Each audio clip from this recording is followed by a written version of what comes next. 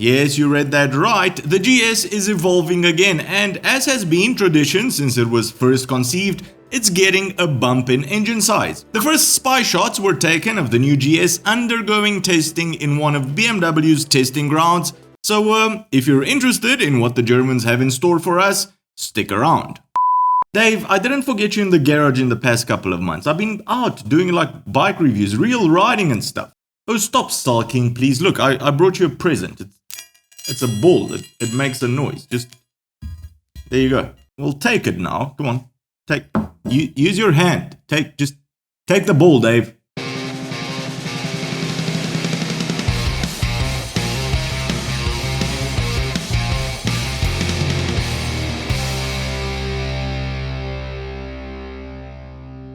Alright, let's get right into it. BMW actually went through a lot of effort to camouflage the new GS.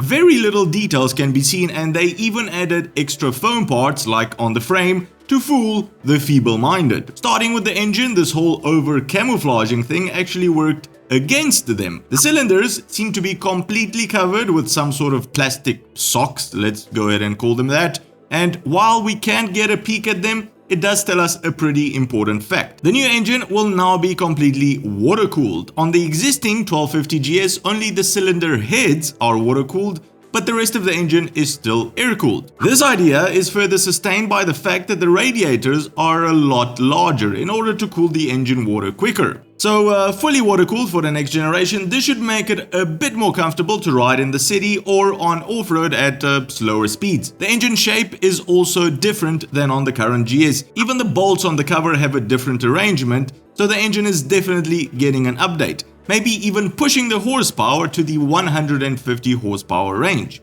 Taking a look at the bike as a whole, I can't stop but think that it's actually smaller than the current generation. With just the rider on top, the new bike still looks smaller than the current one. This, of course, would mean a decrease in weight, which we all know is the holy grail in adventure motorcycling. So if BMW have managed to shed around 20 kilograms from the bike, I mean, just imagine that. Blasphemy. They will have an overwhelming winner on their hands. The headlight seems to be completely redesigned as well. The two large round LEDs for the high beam seem to be on the left-hand side now, compared to the right-hand side for the current model, which of course would mean a redesign for the whole assembly. The entire headlight as well sits a lot lower on the bike now, which leaves quite a bit of empty space on top of it, which will most probably be used to house the radar sensor for the new adaptive cruise control. I managed to test that out on the new RT and was pleasantly surprised by its implementation. Check out that review if you haven't yet. The large rear stoplight on the back now has disappeared altogether, and in its place lies a flat surface. Another great place for a rear radar sensor, which means that the 1300 GS could possibly come with blind spot monitoring as well, a feature which is great for safety on a motorcycle. On this test mule, we can clearly see the old TFT display, but by the looks of how messy and temporary the whole instrument panel looks in the front, I definitely anticipate that BMW will also add the larger 10.5-inch navigation TFT that is on the new RT as well. That would have never fit on the current Gen GS, but since they really are going for a big redesign here, I'm sure we'll see it on the production version. The exhaust is also brand new, and this has always been a pet peeve of mine on the GS. The current exhaust has a very boring sound, and it also weighs the same as 3 airship carriers. The new one looks to be about half in size, so hopefully it will sound great and also shed a lot of weight. Now, we've seen a lot of spy shots on the show, a lot of test mules being ridden, and by the looks of the 1300 GS in these photos, I highly doubt it will be ready for showtime in September or October of this year. While actually writing this script, BMW has just released their 2022 model year changes for all of their bikes for this year, and the GS is getting a case holder for aluminium cases.